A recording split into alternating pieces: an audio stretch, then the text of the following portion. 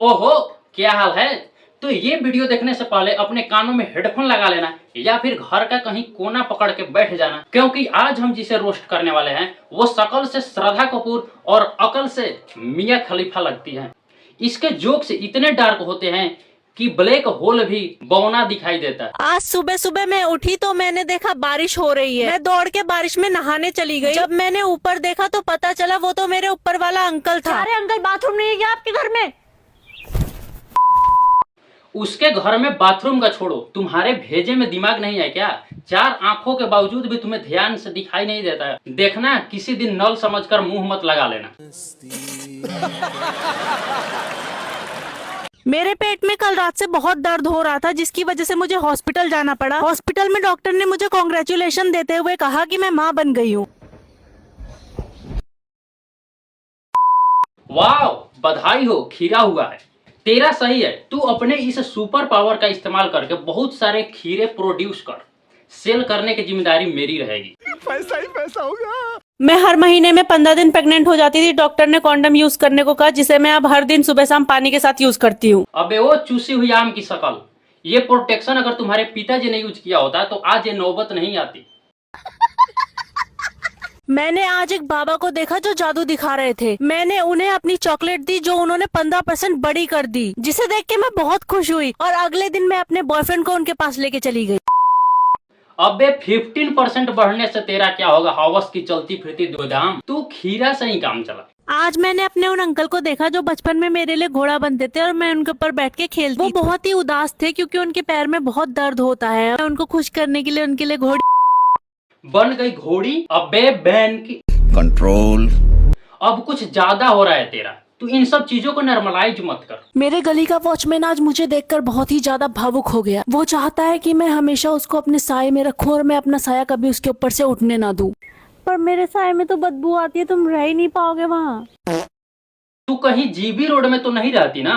तेरे अंकल, पड़ोसी, वॉचमैन सारे के सारे ऐसे ही हैं क्या? और बात रही बदबू की, तो कभी अपने घर का बाथरूम भी यूज कर लिया कर। मेरा बॉयफ्रेंड आज मुझे बाहर खाना खिलाने ले गया तो उसने मुझसे पूछ लिया कि मैं क्या खाऊंगी। 12 नंबर। यार ये वाला तो मेरे सर के ऊपर से निकल गया। इसके जोक्स तो मेरे फ्यूचर से भी ज्यादा डार्क दिखाई दे रहे हैं।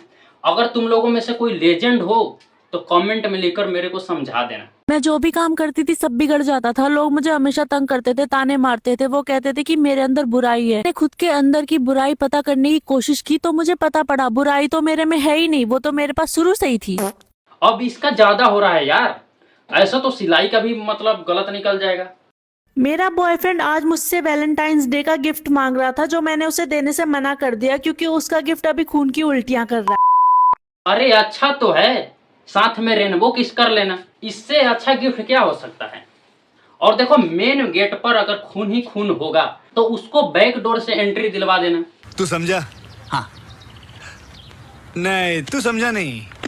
मैं लोगों के घरों में जा जाके डोनेशन इकट्ठा करती थी और एक दिन मैं ऐसे घर में घुस गई जहाँ पे मुझे डोनेशन से ओवरलोड कर दिया गया और मुझे जो डोनेट किया गया था वो था लगता है डोनेशन के साथ साथ इस छिपकली को लस्सी भी पीने को मिल गई। बट देखो, बाद में मुंह पोंछ लेना चाहिए, है कि नहीं? मेरे पास एक बिल्ली है जो 21-22 साल की हो गई है। जब वो छोटी थी तो बहुत क्यूट लगती थी, लेकिन जैसे जैसे वो बड़ी होती जा रही है वो बहुत राल टपकाने लगी है। तुम्हारे बिल्ली को किसी मुर्गे की तलाश है, इसीलिए शायद उसके आंसू निकल रहे होंगे।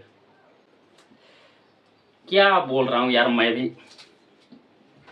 मैंने एक ऑर्डर किया था जिसके साथ डिलीवरी फ्री थी, लेकिन डिलीवरी बॉय ने ऑर्डर दे दिया पर डिलीवरी करने से मना कर दिया।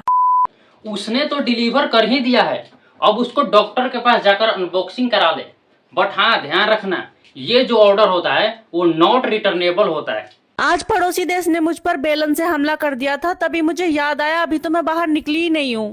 शायद वो पड़ोसी शक्ति कपूर होगा। अभी तेरी शकल श्रद्धा कपूर से और संस्कार शक्ति कपूर से मिलते हैं। मैं कल रात को छत से गिर गई और मुझे डॉक्टर के पास जाना पड़ा, लेकिन डॉक्टर को हिंदी नहीं आती थी तो मैंने अपनी फर्राटेदार इंग्लिश उसके सामने बोलना शुरू कर दिया। Sir, nightfall happened with me yesterday, please treatment.